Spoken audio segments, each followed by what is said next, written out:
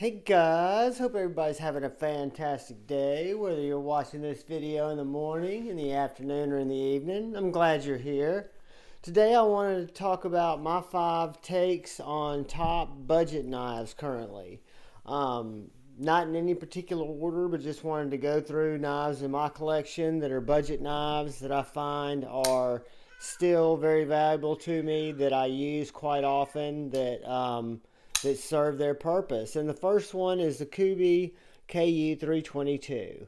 This knife is D2, G10.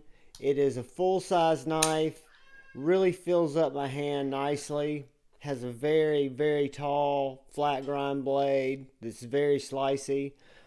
This is the one that some people have referred to as kind of a poor man's Arius in the style and shape of the blade, even though the handle looks very different than an Arius.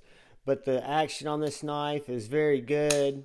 Drop shutty. Again, D2, G10, has a traditional flipper deployment and has the hole deployment. So first knife out of the top 5 would be the Kubi KU322. Moving on from there, we go to a knife that's a little bit newer to me that Jared Neves actually introduced me to on one of his videos, and this is the CMB Predator. The CMB Predator is a lock bar style knife that's in micarta. This is actually a red micarta, and it's really nice micarta. Hold on one second, guys.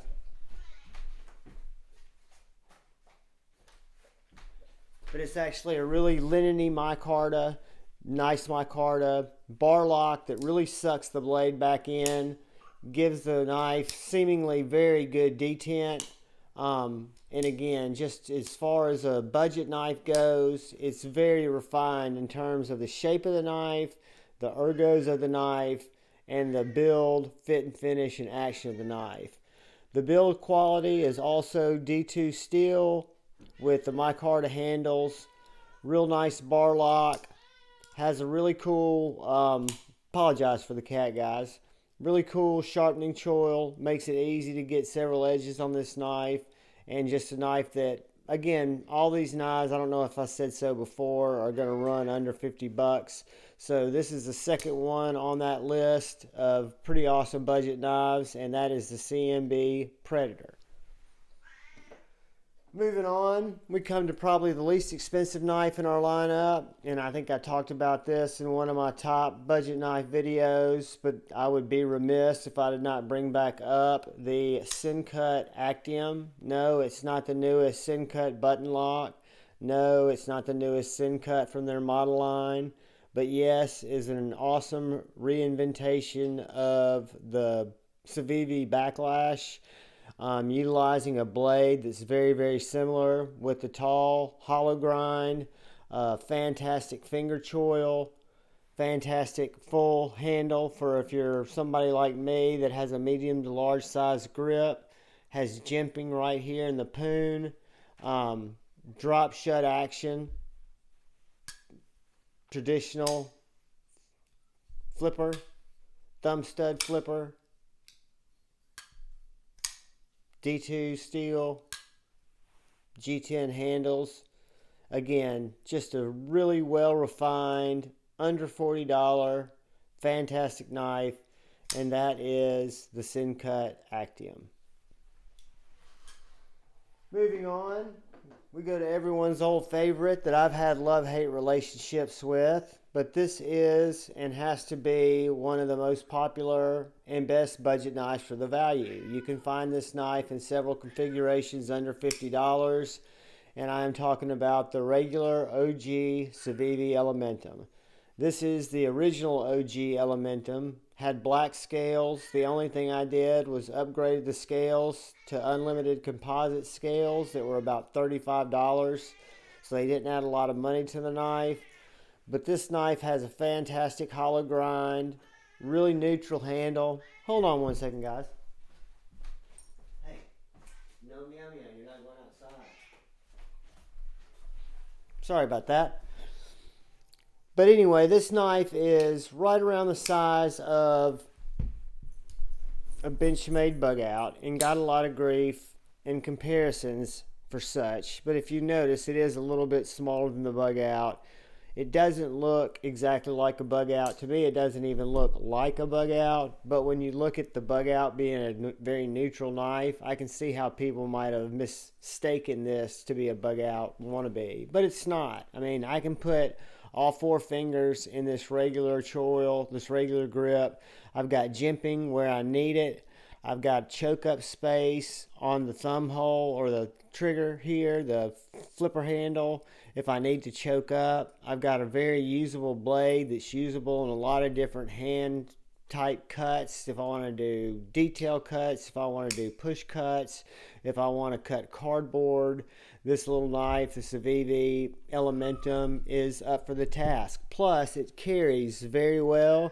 It carries lightly in the pocket. It carries easily in the pocket. It doesn't take up a lot of room. And it's a knife that's had a lot of time in pocket with me. And this is the DT version, or the D2 version. Had G10 scales before I updated it to the composite scales. But this knife's available in everything from S35VN to 14C. It's just available in a lot of different configurations because it's been such a popular knife. And that's the Savivi Elementum.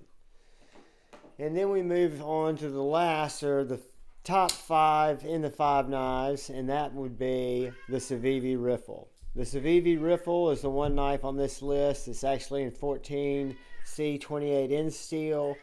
This knife is designed to cut. It is a super slicey, tall grind, tall flat grind, drop shut action micarta knife. The micarta on this particular knife isn't quite as linen-y as the micarta on some of the other knives we've looked at. It's a little bit more epoxied, but it still feels like good micarta. It feels solid in the hand. This has a very large finger hole to deploy it with, which gives you ample action, plus a regular finger deployer, deployment stud here at the back, which makes it very easy to deploy this knife. I find with this choil being so generous, you can use your middle finger to get the choil up towards the top of the knife, middle of the knife, or all the way back to where the choil stops. And to me, it just opens a little bit more with more authority than if I use the finger flipper. But that is the Savivi Riffle. And I wasn't going to rate these in any order, guys, but in terms of if I was stuck on a desert island with one of these knives that I had to cut with, which one would it be? It would be the Riffle. The Riffle has been a knife that I think's punched way over its weight for several years. I still think it's one of Savivi's best cutters. I actually love the design of the knife. I love the utility of the knife. I love the multiple deployment methods. I love the fact that they got away from D2. I like the fact that it holds an edge very well. I like the fact that it's very thin and neutral in my hand. And I like the fact that it rides in my pocket almost seamlessly. It doesn't take up any space, and it's ready to get the job done when the job needs to get done. But guys, that's just 5 budget knives that I think you can't lose with. Any of those knives make fantastic knives depending on what your needs are, and they'll all serve as good EDC knives. But please, most importantly, look out for the guy or gal to your left. Please take some time, look out for the guy or gal to your right. Just look out for one another. I know we all run through these chats and these streams together, and it's enjoyable, and we don't always get along, and that's okay.